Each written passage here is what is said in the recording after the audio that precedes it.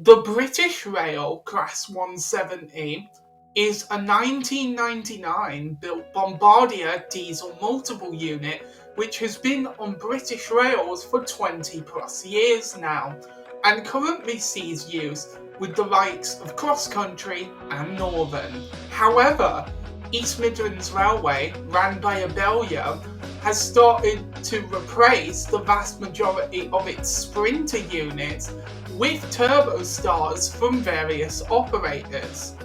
These units are nearly 23 years old now, so are they fit to the task?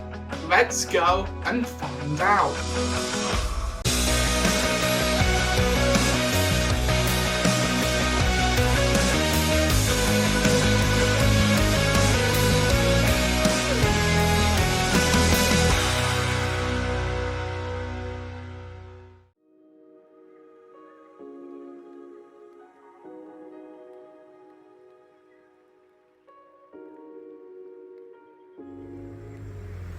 Good afternoon and welcome to Crewe Station, a major station situated on the West Coast Main Line, connecting all corners of the north of England and beyond. Today, we will be travelling with East Midlands Railway from here to Derby on board the Class 170 Turbostar. The town of Crewe has a long history as a railway town, from the iconic Crewe works that built many of Britain's most iconic diesel and electric locomotives, to being the home of the last remaining intercity Class 370 APT, which many argue is the pioneer of tilting trains in the UK.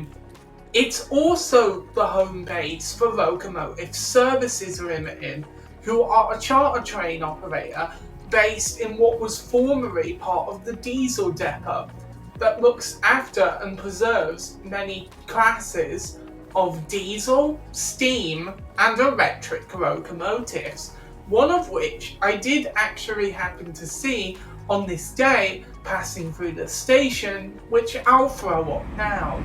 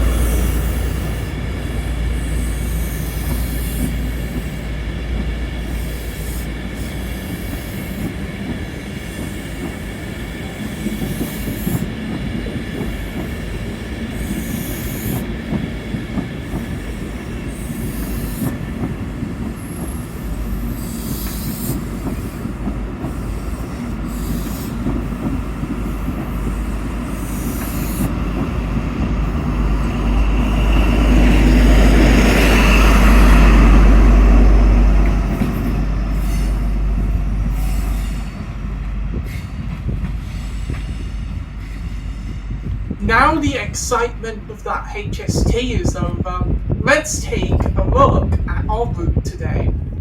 Our route today takes us along the full length of the Crewe to Derby line via the likes of Stoke-On-Trent and Uttoxeter. Our journey time is expected to be around 1 hour and 10 minutes, covering around 45 miles. Our service departs from platform 2 today, formed of 17535 and the unit we shall be travelling in 17513, both recently transferred from West Midlands Railway. Our set arrives a few minutes late from Newark Castle.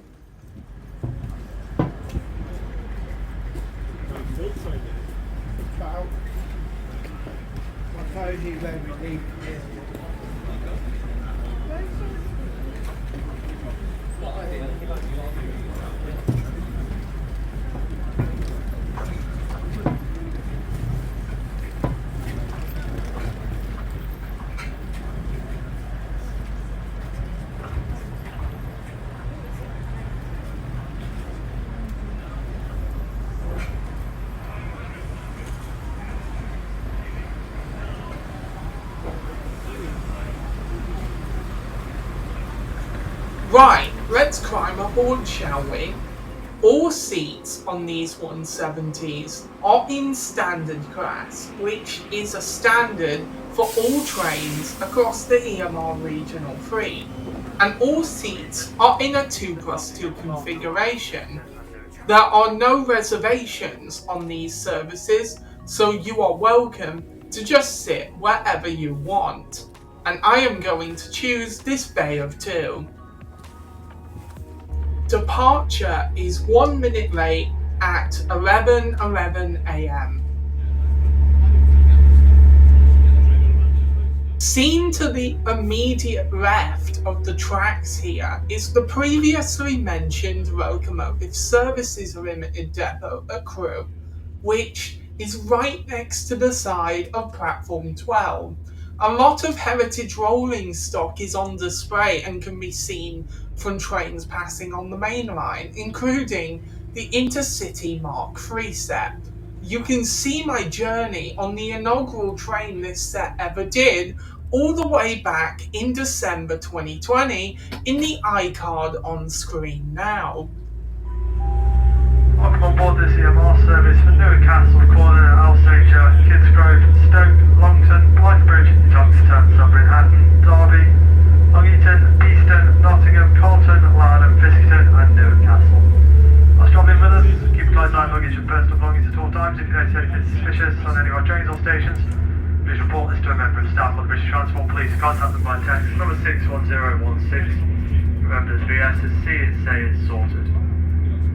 There's some platforms along the route which are shorter than the length of the train, where not all of the doors will be open. So please do listen out for announcements with regards to these. The first will be Alsager. If you're currently in the rear coach, you'll need to move forward one coach to be able to alight. The doors in the rear coach will not open at Alsager.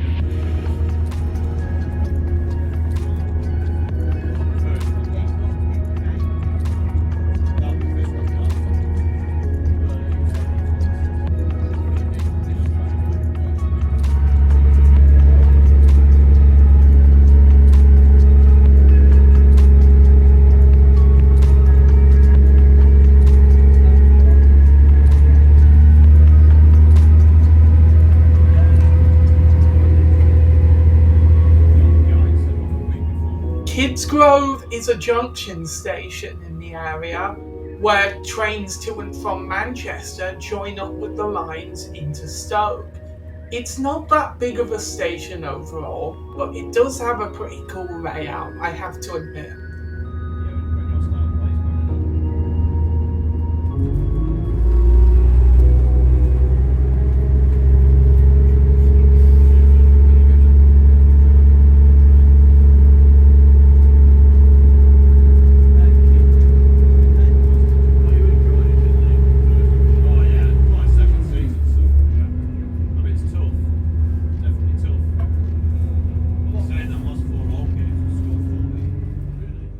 Just after leaving the station, the tracks pass over Hardingswood Canal, a major canal in the area. Why did there's no smoking permitted on board at any bus stations?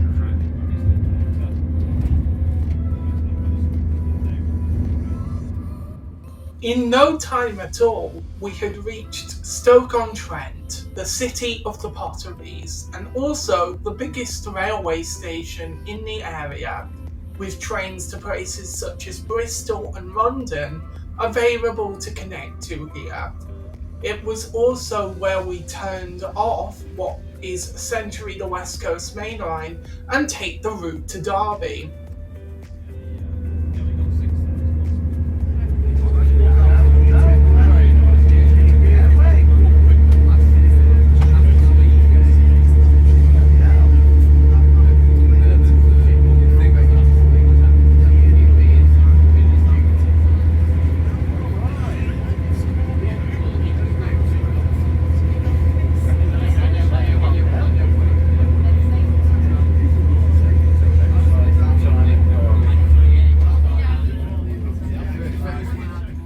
Right, now we've turned onto the route towards Derby, how about we have a bit of a look around our train?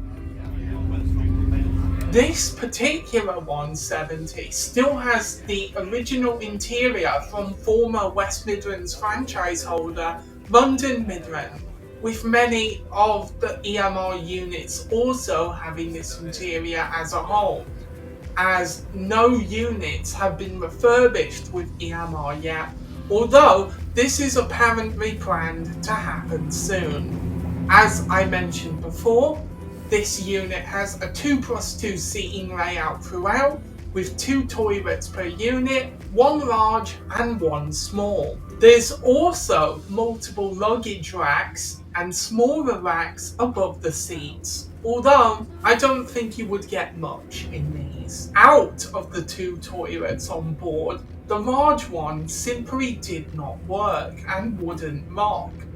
I don't honestly think you want to see what kind of state the toilet itself was in, so I made my way to the small toilet instead. I can report that the small toilet was in good working order and was well stocked and kept well stocked throughout the journey. As for the seats themselves, they have quite a bit to offer. They have a very plush and comfortable design with plenty of padding, as well as plenty of back support, and even quite a sturdy table for each seat back. Overall, apart from having no power outlets, they're very good seats, I think.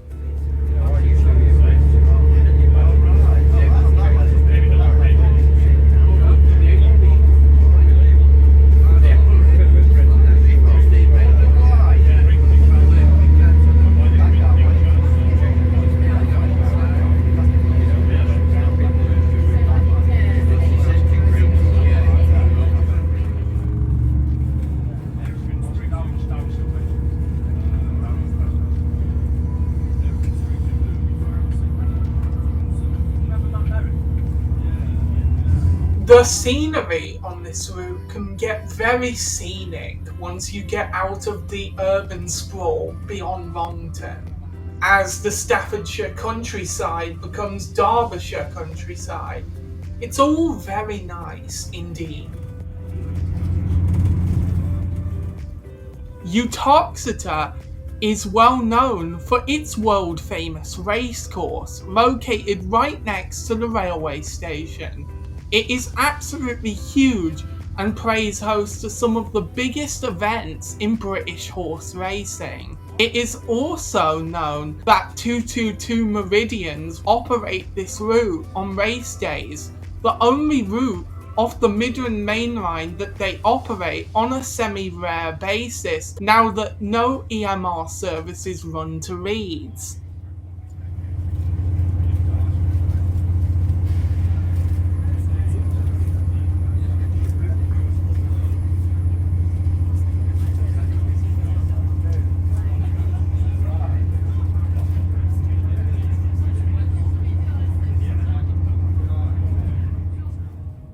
Tutbury and Hatton is home to the only staggered platform layout on this route, as well as a very classic and really nice looking signal box that controls and operates signals in the area, as well as the level crossing. It's perhaps my favourite station on this route.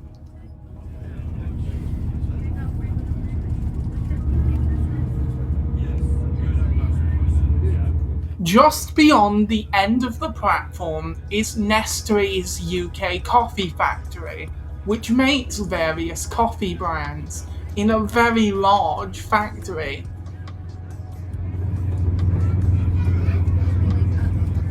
As soon as we pass Pear Tree, Derbyshire's least used station, you know that you are quickly on approach to Derby. So, I'll take this opportunity to give my final thoughts on this journey. So, what did this journey cost me? Well, I purchased my ticket a day before travel on the East Midlands Railway app. It was an adult, off-peak, TOC only return, which means it can only be used on East Midlands Railway. I was set back a total of £13 for this journey, which I would say is pretty good value for money for what is offered, with a comfy seat and some really good views. However, the interior definitely does feel tired in places, and could really do with the refurbishment East Midlands Railway has been stating about.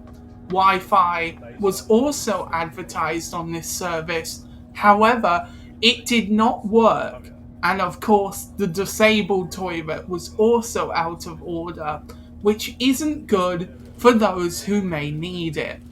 However, overall, I enjoyed my journey on the Class 170 with East Midlands Railway today.